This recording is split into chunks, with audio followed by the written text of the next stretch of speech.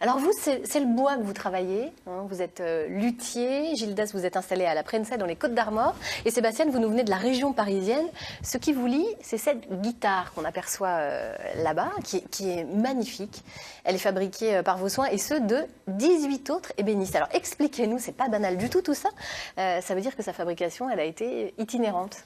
C'est exactement ça. En fait, les pièces détachées de la guitare sont passées d'un atelier à l'autre, en partant de Bordeaux, de chez notre confrère Jean-Raphaël, qui a fourni le plateau de noyer qui venait de la maison de ses grands-parents et qu'il a abattu lui-même. Et on a fait passer les pièces détachées. On a battu même un record de vitesse parce que quand je fabrique une guitare dans mon atelier, je mets à peu près 6 mois, 8 mois à la livrer à mon client, et là on l'a fabriquée en 3 mois. On s'était donné un objectif, et sitôt arrivé dans un atelier, elle est repartie directement. Et le tout avec un maximum de pièces détachées fabriquées en France par nos confrères. On n'est pas que luthier dans le groupe, on a aussi un fabricant de micros, un fabricant d'électronique, on a même un fabricant de cordes. On a plus de 2 fabricants de cordes de guitare en France pour les guitares électriques. Et donc on a des cordes sur mesure sur cette guitare. C'est un super projet, ça. Sébastien, vous avez qu'est-ce que vous avez réalisé, vous, sur la guitare? Moi, j'ai réalisé l'usinage du manche. Voilà, du manche. Alors, c'est un très beau projet. Hein. Gilles, vous êtes chargé de la coordination de celui-ci. Cette guitare, vous l'avez baptisée la Dissidente. Pourquoi? On travaille dans le groupe sous une espèce de forme d'éveil aux consciences, un petit peu comme pour les enfants de l'océan sur la mer. Nous, on veut défendre les arbres. On a des arbres en voie de disparition en France aussi, et pas uniquement dans les pays où on exploite les forêts tropicales.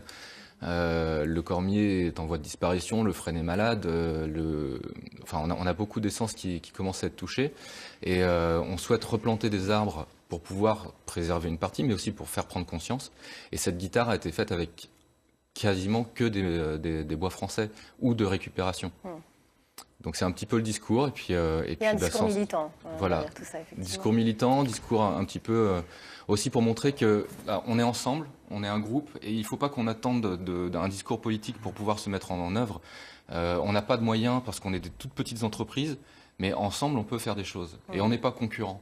On est tous complémentaires, on a tous une sensibilité, et comme on est pour beaucoup autodidactes, on a tous aussi un parcours professionnel qui fait qu'on est complémentaires. Dans le groupe, on a un juriste, on a un infographiste, et toutes ces petites compétences en plus font que le groupe est beaucoup plus fort. Est-ce que l'idée, c'est de casser également l'image un petit peu élitiste, entre triple guillemets, que peuvent avoir les luthiers? Justement, vous disiez, un peu tout seuls dans leurs ateliers, Alors il y a l'image élitiste qui colle à ce métier, et qui est héréditaire depuis plusieurs générations, et effectivement le métier en souffre. Beaucoup de gens, beaucoup de guitaristes qui n'ont pas beaucoup d'argent, qui commencent la guitare, ont peur d'aller voir un luthier, de peur de se faire prendre de haut avec leur petit instrument. Là où c'est vraiment regrettable, parce qu'en fait, à partir du moment où une guitare, même bas de gamme, est réglée, il va prendre beaucoup plus de plaisir à la jouer, et il va aussi faire des progrès beaucoup plus rapidement. Alors que nous, on est là pour les aider, pour leur trouver des solutions techniques à des fois des problèmes qui sont tout bêtes et qui ne coûtent pas cher. Oui. Alors cette guitare, vous n'allez pas la garder jalousement pour vous, vous allez la vendre, mais au plus offrant. Justement, vous parliez de cette démarche environnementale. Pas du tout au plus offrant. On la vend en loterie. En loterie, avec des tickets, et c'est pas une vente aux enchères. Oui, non, c'est ça. C'est vraiment une dissidence aussi dans son mode de fonctionnement. C'est que c'est pas le plus riche qui va enchérir le plus cher, qui va le remporter. C'est vraiment un tirage au sort. Et tout le monde peut participer à la même hauteur. Alors, les billets seront en vente sur la plateforme de financement participatif Kengo. C'est ça. Et à quoi servira l'argent récolté? Dites-nous tout. Alors, on se concentre vraiment sur quelque chose de concret. On veut planter des arbres, on veut aider les enfants à prendre conscience et à les éduquer au développement durable.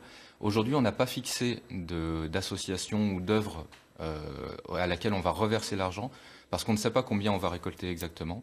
Et donc, on va adapter les dépenses par rapport à ce qu'on aura réussi à obtenir.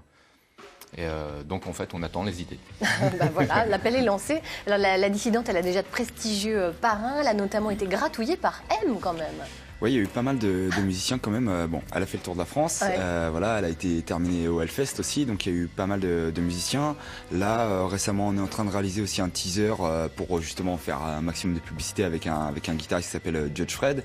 Donc oui, après, ce qui est intéressant là-dedans, c'est le message positif aussi que ça véhicule. On est tous luthiers, là, on s'unit tous ensemble pour faire avancer les choses. Voilà, et puis ça parle aussi de nos métiers, ça parle du bois. Donc je je pense que ça peut faire bouger les choses sur plein d'autres plans. Je pense que pas mal de gens qui ont découvert la guitare justement peuvent avoir des idées aussi de faire changer les choses.